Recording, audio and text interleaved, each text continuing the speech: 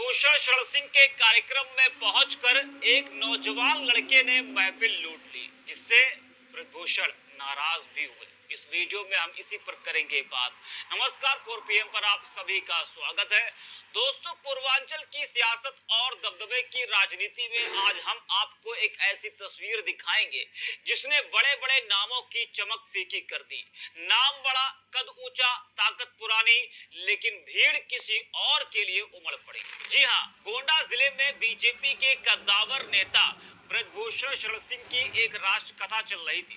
मंच पर धर्म था, आसपास बाहुबली थे और सत्ता की पूरी झलक मौजूद थी।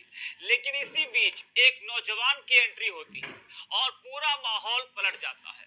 हजारों की भीड़, पुलिस बुलाने की नौबत, 4 घंटे तक कमरे में नजरबंद एक युवा चेहरा। आज की इस रिपोर्ट में हम आपको बताएंगे कि कैसे ब्रजभूषण शरण सिंह के ही कार्यक्रम में एक नौजवान की लोकप्रियता ने पूरे आयोजन की तस्वीर बदल दी, और क्यों ये मामला सिर्फ एक कार्यक्रम का नहीं बल्कि बदलते दौर की सबसे बड़ी कहानी बन गया है। दोस्तों, ब्रजभूषण शरण सिंह कोई छोटा नाम नहीं है। कैसरगंज से पूर्व सांसद, बीजेपी के कद्दावर नेता और पूर्वांचल की राजनीति में लंबे समय से प्रभाव रखने वाले ब्रजभूषण का दबदबा जगजाहिर है। गोंडा जिले में उनकी 8 दिवसीय राष्ट्र कथा सदगुरु रितेश्वर जी महाराज के सानिध्य में हुई, जहां हजारों श्रद्धालु पहुंचे। लोगों ने दिल खोलकर दान भी किया। कई राज्यों से लोग इस राष्ट्र कथा में पहुंचे। वही राष्ट्र कथा में कई बाहुबली नेता भी पहुंचे, जिससे सभी की नजरें उन चेहरों पर टिक गई। सोशल मीडिया पर वायरल तस्वीरों और वीडियो में साफ दिखाई दिया कि जौनपुर के धनंजय सिंह, बनारस क्षेत्र के ब्रजेश सिंह, सैयद राजा से विधायक सुशील सिंह जैसे प्रभावशाली लोग एक ही मंच के आसपास मौजूद थे। यहाँ तक कि कैसरगंज के बीजेपी सांसद करणभूषण सिंह का धनंजय सिंह के पैर छूना भी चर्चा का विषय बन गया। लेकिन दोस्तों, कहानी यही तक होती तो यह खबर सामान्य होती। असली मोड़ तब आया जब इस पूरी महफिल में एक नौजवान लड़के की एंट्री होती है और देखते ही देखते सारा ध्यान उसी पर चला गया। हम बात कर रहे हैं सुल्तानपुर के रहने वाले भोजपुरी गायक कलाकार संजय यदुवंशी की। उम्र में कम लेकिन लोकप्रियता में बड़े बड़ों पर भारी। संजय यदुवंशी एक भोजपुरी और क्षेत्रीय सिंगर हैं, जिनके गाने यूट्यूब और सोशल मीडिया पर लाखों लोग देखते सुनते हैं। डिजिटल दौर का यह सितारा जैसे ही ब्रजभूषण की राष्ट्रकथा में पहुंचा, वहाँ हालात ही बदल गए। संजय यदुवंशी को देखने के लिए इतनी भीड़ उमड़ पड़ी कि पुलिस को बुलाना पड़ गया। हालात ऐसे बने कि 4 घंटे तक पुलिस ने उन्हें कमरे में सुरक्षित रखा ताकि भीड़ बेकाबू न हो जाए।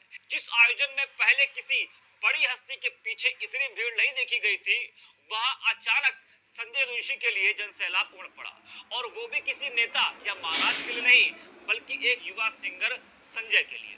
तस्वीरें देखिए किस तरह से ब्रजभूषण की कथा में संजय यदुवंशी ने पूरी महफिल लूट ली। देखकर आपको भी लग रहा होगा कि अभी 25 से 30 साल के आसपास ही संजय यदुवंशी की उम्र होगी। जी हाँ, लेकिन इन्होंने कम उम्र में ही लोगों को अपना दीवाना बना रखा है, खासकर पूर्वांचल में। ब्रजभूषण शरण सिंह जो अक्सर कहते हैं कि दबदबा है, था और रहेगा, उन्हीं के कार्यक्रम में दबदबा संजय सिंह का दिखाई दिया। लोकप्रियता का यह दृश्य शायद ब्रजभूषण को भी हैरान कर गया, जिससे वो नाराज भी दिखे। उनका एक बयान भी आया और कहा कि कल कोई यूट्यूबर आया था, आप लोग इतना हंगामा कर दिए कि पुलिस बुलानी पड़ गई, उसको 4 घंटे कमरे में बंद रखना पड़ा। क्या वो महाराज से बड़ा है? जरा आप भी सुनिए ब्रजभूषण को।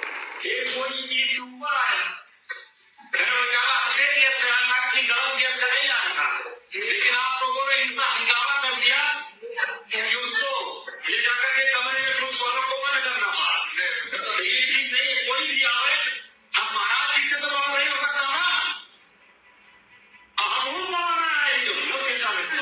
तो सुना आपने, इस एक बयान में बहुत कुछ छिपा है।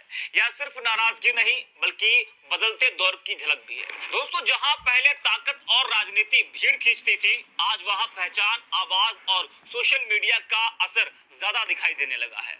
हालांकि ब्रजभूषण का दबदबा फीका करना इतना आसान भी नहीं है।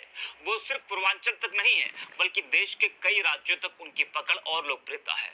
लेकिन उनके ही कार्यक्रम में संजय ने जिस तरह से महफिल लूट ली, उसको लेकर कई लोग कह रहे हैं कि बीजेपी नेता का दबदबा एक लड़के ने उन्हीं के कार्यक्रम में फीका कर दिया। जी हाँ, आपको बता दें कि संजय के इस दौरे को लेकर एक नया विवाद भी शुरू हो गया। कुछ लोग कह रहे हैं कि ब्रजभूषण शरण सिंह ने उन्हें आमंत्रित नहीं किया था।